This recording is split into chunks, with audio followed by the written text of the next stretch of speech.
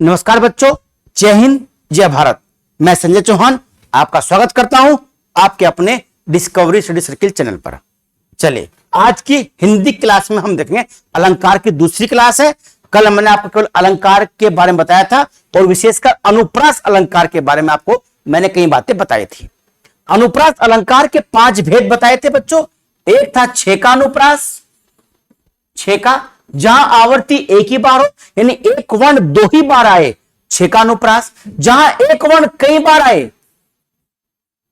व्रात्यानुप्रास, यानी रघुपति राघव रह रह की आवर्ती बार बार हो रही है तो व्रात्यानुप्रास। जहां 2 ही यानी एक वर्ण की आवर्ती 2 बार हो, छेकानुप्रास। जहां एक शब्द 2 या 2 से अधिक बार है, अर्थ समान हो, लाटानुप्रास। एक ही उच्चारण स्थान के वर्ण बार बार आए,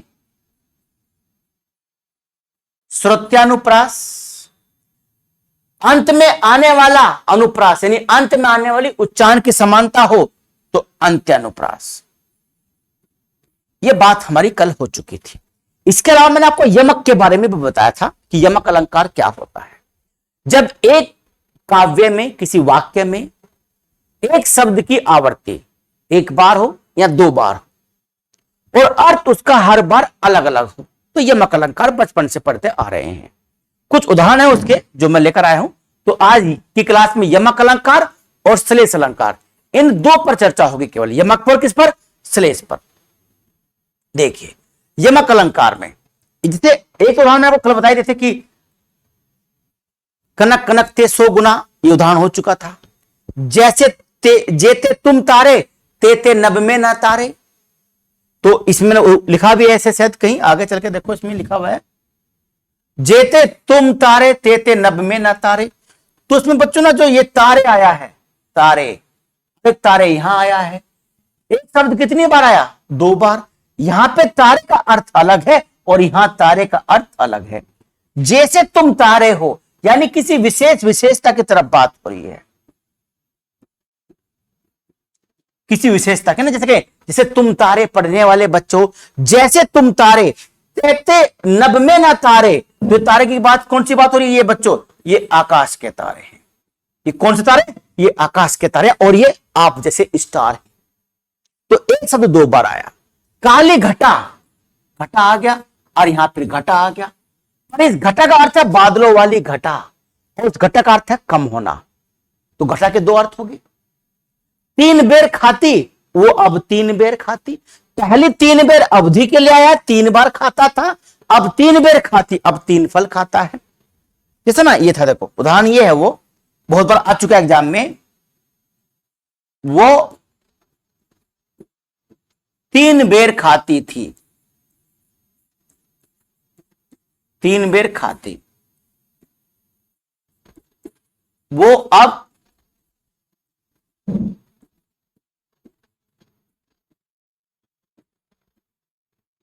3 बेर खाती। यहां पे जो 3 बेर आया है, ये वाला 3 बेर, ये 3 बेर और ये 3 बेर, पूरा है ना शब्द रिपीट हुआ। इस 3 बेर का अर्थ है अवधि, समय। इस 3 बेर का अर्थ है फल। 3 बेर खाती, यानी वो 3 बेर खाती थी। ये महाराणा प्रताप के बारे में। महाराणा प्रताप जब हल्दी घाटी युद्ध हार गए और जंगल में चले गए, तो जंगल में जाने से पहले जब वो महलों में रहा करते थे तो 3 टाइम भोजन करते थे, ब्रेकफास्ट, लंच एंड डिनर।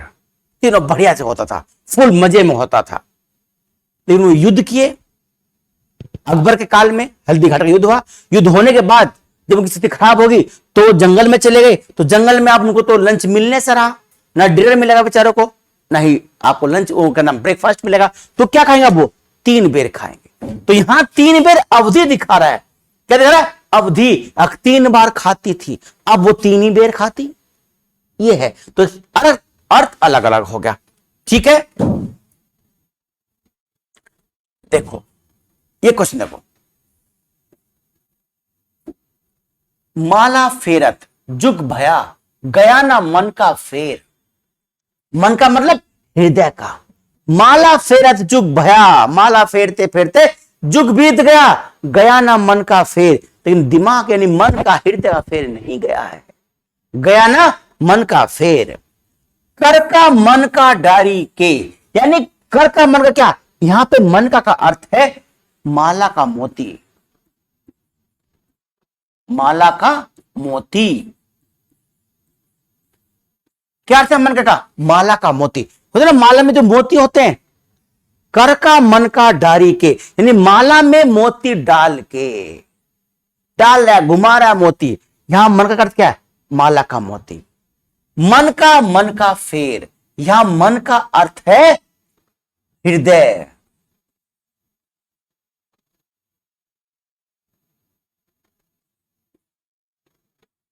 हृदय का या हृदय में या हृदय का। मन का फेर, मन का मतलब मन का फेर, जो मन का है ना, मोती फेर रहा है। मन का, यहां मन का क्या अर्थ है? माला का मोती। और यहां मन का क्या अर्थ है? हृदय का। हृदय में जो मैल है वो खत्म नहीं हुआ, कितना ही माला जप लो खत्म नहीं होगा, तो वो अर्थ है मन का। मन का फेर का भी अर्थ हुआ हृदय का अर्थ। तो आप कभी जी एक शब्द के दो अर्थ हो गए, लेकिन एक मन का ये भी तो है ना। अगर केवल यही वाक्य दे दिया, कर का मन का डारी के, मन का फेर, ये मन का और ये मन का तो एक ही है। माला का मोती, माला का मोती। और इसका क्या अर्थ है? मन का, हृदय का। ये मन का इस मन का से बदल गया है, तो इसलिए यमक अलंकार हो गया है। कहे कवि बेनी, कहे कवि बेनी, ये कोई बेनी कवि कह रहा है। बेनी ब्याल की चुराई लेनी, यहां बेनी का अर्थ चोटी है, चोटी। और यहां बेनी कौन है? किसी कवि का नाम है, कवि का नाम। ये कवि का नाम है और यहां बेनी क्या है? चोटी। बेनी ब्याल की चुराई लेनी, चोटी किसी की चुरा ली है। कहे कवि बेनी, तो बेनी के दो अर्थ हो गए, कवि का नाम और चोटी। तो कौन सा अलंकार है? यमक अलंकार। तो यमक में कनक कनक थे सो गुना, बचपन से पढ़ते आ रहे हैं, है ना। से एक था तोपे वारो उर्वशी, है उर्वशी के समान। तो इतना कई वाक्य हैं ऐसे, कई आपने पढ़े होंगे। तो एक वाक्य में, किसी काव्य में जब एक शब्द बार बार आए, अर्थ उसका हर बार अलग हो। मन का था यहां पे अर्थ, इसका हृदय में है, इसका मन का माला का मोती है, तो दोनों में अंतर हो गया, इसलिए यमक बन गया। श्लेष देखो,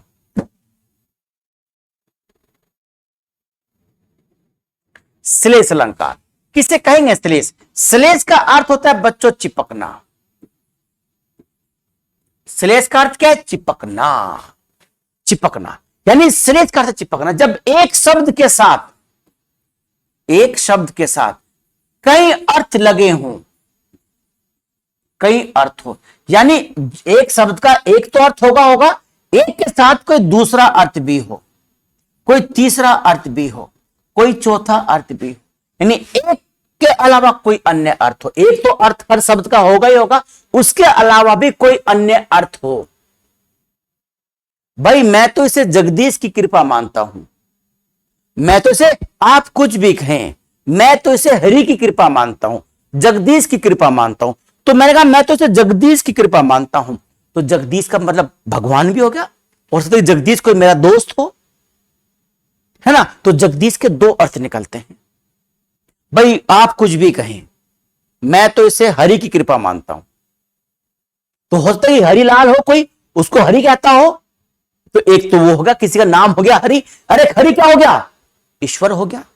भाई आप कुछ भी कहें, मैं से जगदीश की कृपा मानता हूं, तो जगदीश का मतलब क्या होगा? ईश्वर भी होगा, और इसका मतलब किसका नाम भी हो गया। तो एक शब्द का जब एक से अधिक अर्थ निकलते हैं, तो वहां श्लेष अलंकार होता है ना। इसकी परिभाषा होती है, जब किसी काव्य में या किसी वाक्य में एक शब्द के एक से अधिक अर्थ हो, एक शब्द का एक से अधिक अर्थ हो, दो अर्थ हो, तीन अर्थ हो, तो वहां श्लेष अलंकार होता है।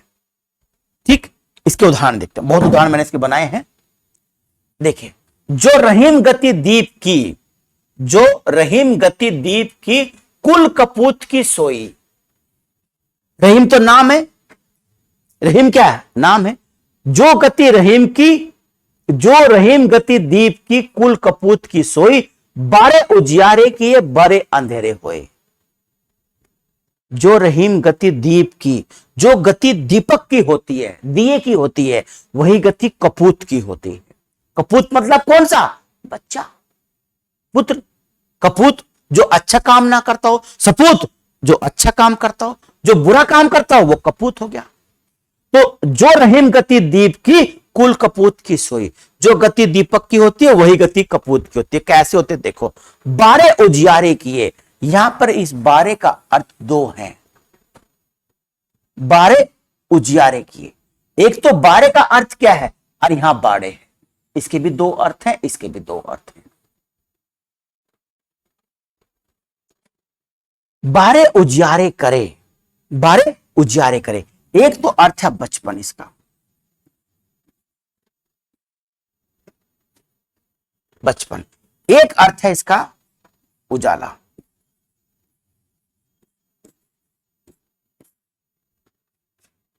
जो गति दीप की, यानी जब कपूत होता ना, बच्चा जब बचपन में होता है तो थोड़ी वो कपूत लगता है। तो बचपन में तो क्या बोलते हैं माँ बाप, अब बड़ा होकर तो मेरा आईएएस ही बनेगा, मेरा तो पायलट ही बनेगा, मेरा तो इंजीनियर डॉक्टर बनेगा।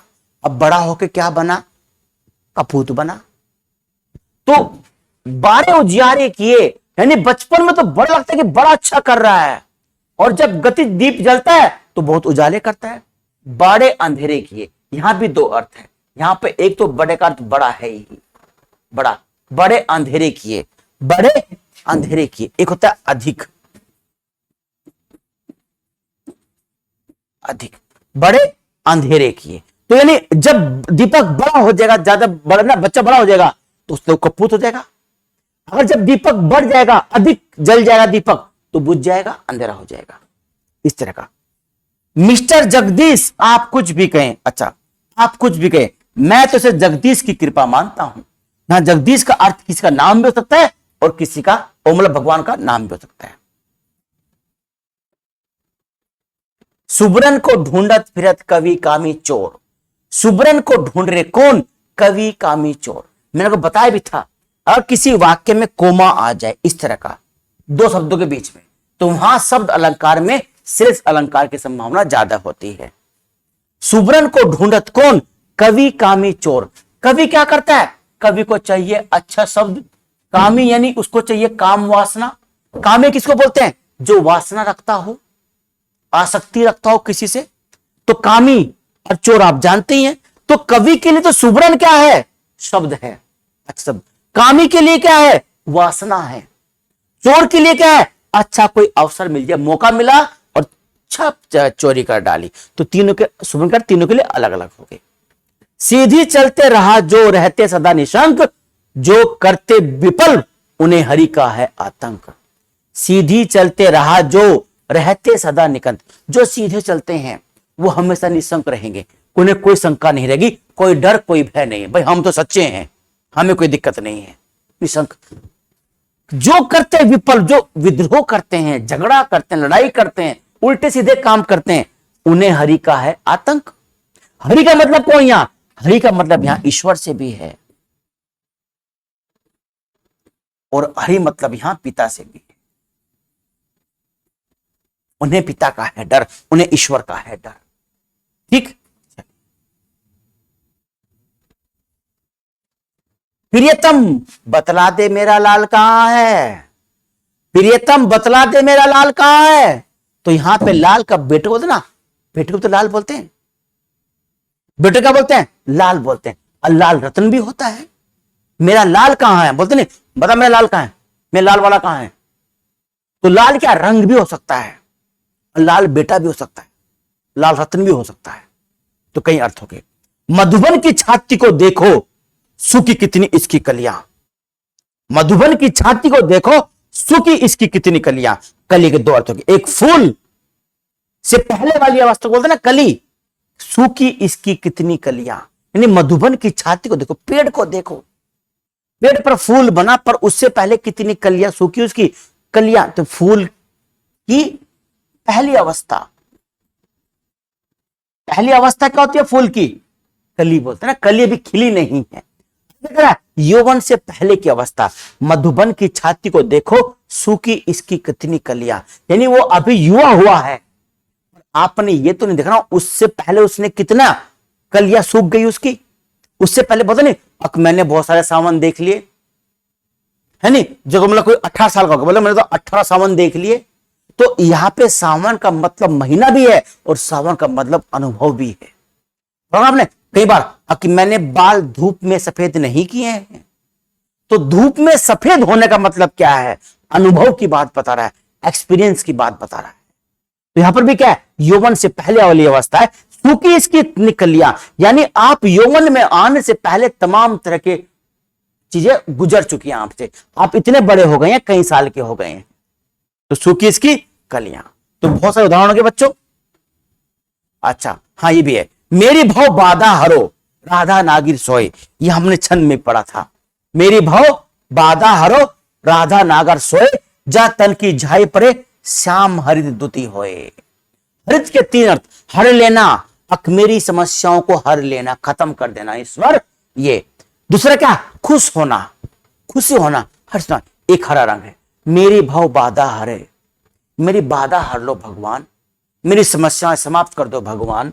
राधा नागरी सोए, सब कुछ राधा नगर में हो रहा है फिर भी आप मेरी नहीं सुन रहे हो। जा तन की झाई पड़े, जा तन की झाई पड़े, अक मेरे तन पर ऐसा असर हो, जा तन की झाई परे, झाई परे हो जाए, मतलब चली जाए मेरे कन पर जो काया है, मेरे मन पर जो कालापन है, जो समस्या मुझे, वो खत्म हो जाए। श्याम हरित दूती होए, अगर श्याम ये कर दे तो हरित हो जाए, मुझे खुश हो जाए, खुश हो जाए, हर लो मेरी समस्या। हरा रंग भी इसका अर्थ होता है। बोलते नहीं आज तो बहुत हरा हो रहा है, खुश हो रहा है, हर्षित हो रहा है, तो इसके कई सारे अर्थ हो गए, जहां एक शब्द के साथ कई अर्थ लगे हो। वैसे मैंने आपको बहुत सारे उदाहरण करवा दिए, इन्हीं उदाहरणों में से रिपीट होते हैं क्वेश्चन, कोई अलग से उदाहरण नहीं आता कहीं से भी, ध्यान रखिएगा।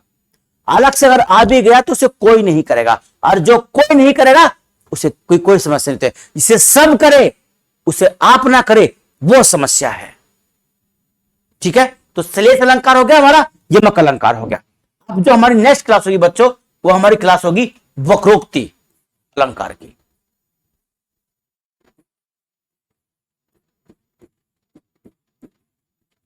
वक्रोक्ति और पुनरुक्ति, वक्रोक्ति, पुनरुक्ति और विप्सा अलंकार। हाँ विप्सा,